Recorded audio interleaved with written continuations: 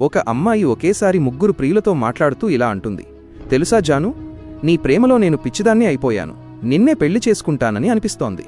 అప్పుడు ఆమె మొదటి ప్రియుడు, నల్లగా ఉన్న వ్యక్తి, ఇలా అంటాడు, ఏం మాటలు సుహానీజీ, నాబోటివాడికి నీలాంటి అందమైన అమ్మాయి దొరకడం నా అదృష్టం. నా తలరాత మారిపోయింది.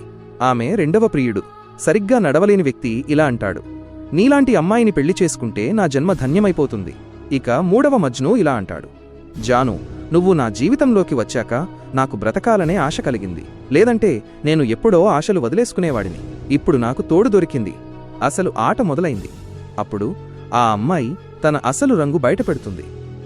ఈరోజు నేను మాల్కి వెళ్లి కొన్ని డ్రెస్సులు కొనాలి, అందుకే నాకు 25,000 రూపాయలు కావాలి అని అడుగుతుంది.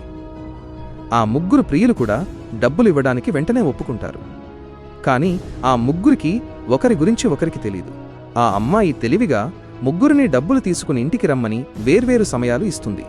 ఒకరికి సాయంత్రం 6 గంటలకు, మరొకరికి 7 గంటలకు, ఇంకొకరికి 8 గంటలకు.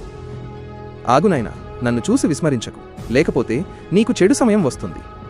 ఒక్కసారి కామెంట్లలో హర్ హర్ మహాదేవ్ అని రాసి వీడియోకి ఒక లైక్ చేసి ఛానల్ను సబ్స్క్రైబ్ చేయి. నీ ప్రతి కోరిక నెరవేరుతుంది.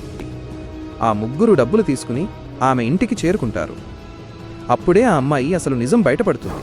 తన మోసం బయటపడటంతో ఆమె ఎలాగోలా ప్రాణాలు దక్కించుకుని అక్కడి నుండి పారిపోతుంది.